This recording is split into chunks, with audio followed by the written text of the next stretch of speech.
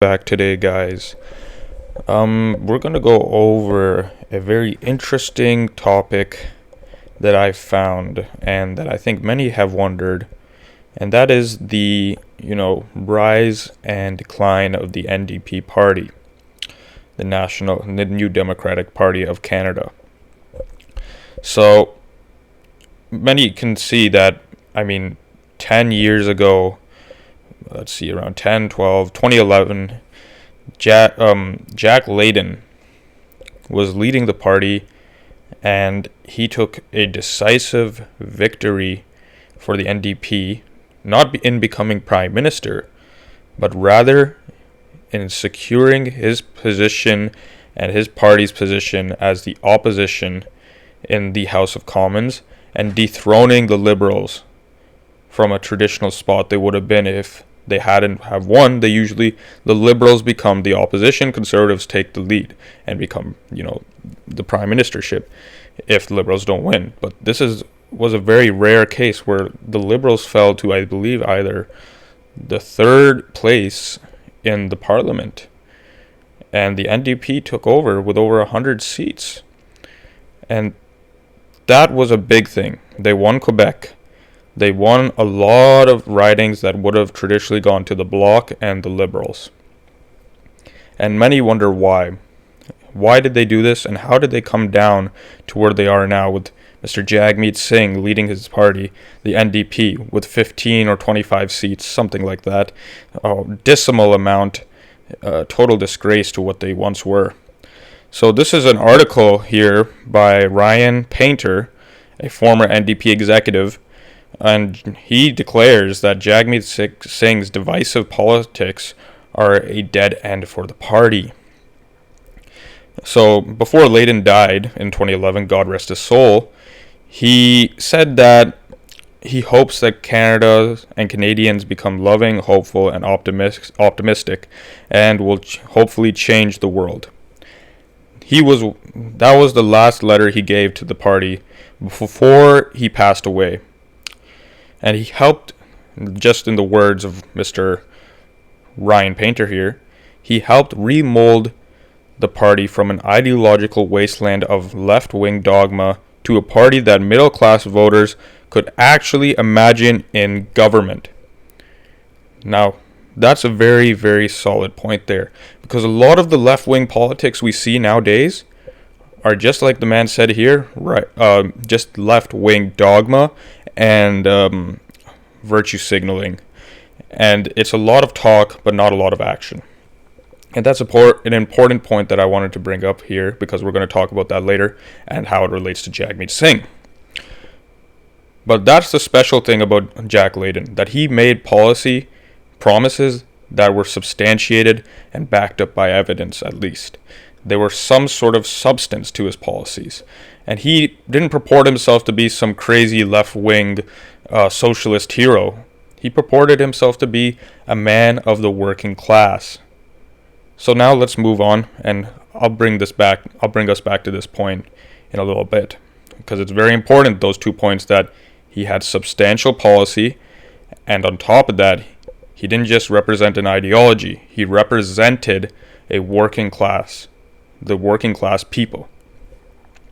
So Mr. Ryan here says that under Jagmeet Singh's policies, though, the NDP have now shifted away from that ideals of fighting for the middle class and being the working man's, buddy, and turning into a more divisionful route, and seeking to divide Canadians and whatnot. That's what Ryan says here, and he goes on to say that Layton had a broad appeal rooted in sincerity, warmth, and a cheerful disposition, which has now been replaced by Jagmeet Singh's divisive identity politics. Jagmeet Singh, who assumed the partyship's leadership following the ousting of Tom Mulcair at the 2016 convention, has regrettably taken the NDP in a direction of an ideological and electoral dead end. Now, one more point I want to bring up here is, let's remember how Jagmeet Singh got into the NDP's, how he became the leader. Because it's like, where did he come from? Nobody knows. And it was like he's not involved with the federal politics at the time. He came from provincial politics, where he was a deputy leader with the NDP in provincial politics.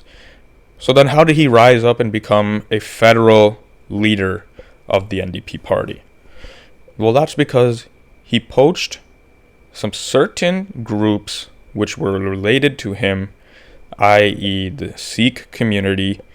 He made a big effort to campaign, and not only that, but poach sign-ups from his community in such a way that seems a little unfair. Because why I say that is because they're not really voting because they're NDPs people, They're not New Democratic Party members or hardcore socialists.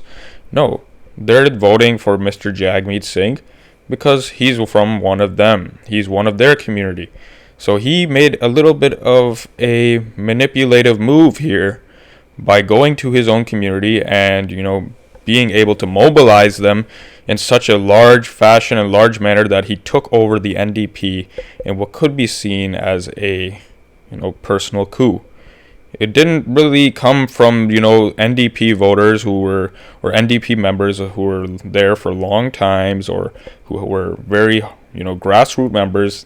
This came from his own people, his own group. That's how he got the leadership. So to continue, basically, the man continues in the article. It says that they went from almost 100 seats from entering the 2015 election to now almost 15, 16 seats. I don't know. I think they might have been at 20. I don't remember. I mean, whatever it is, it's not good right now. So it's basically that Mr. Singh has embraced identity politics. Because let's remember, it's all about Mr. Singh and what Singh wants. Right now, about these issues like Khalistan and India, he's not representing an NDP point of view. I can tell you that for sure, without a doubt. He's representing his own perspective, his own side, his own identity, his own group. Not NDP, his own group, okay? Let's look at this article and see right here where it says, he struggled to condemn Talwinder Singh Parmar, the mastermind behind the 1985 Air India terrorist attack that killed 329 people, including 280 Canadians. And who were these terrorists? They were Khalistanis. And I will say it loud and clear right now, they were Khalistanis. People are afraid to say this, but it's the truth.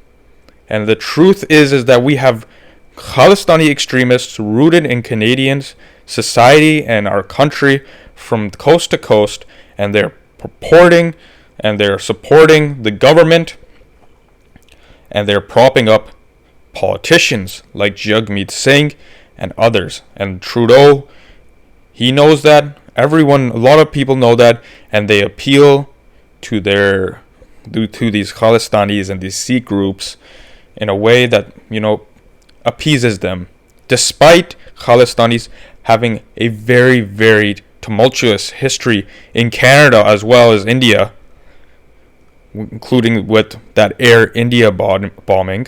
And it seems utterly, it leaves me speechless. I can't even get the words out that we can have support for these kind of groups. A group that had committed the worst terrorist attack in our history. And we're going there and supporting them? What is that logic? What are we doing here in Canada doing that kind of stuff? That's another topic though. But that's an important point to remember, that Jagmeet Singh, he's representing more than himself. He's representing the views of his own people, his own group, and less so the NDP.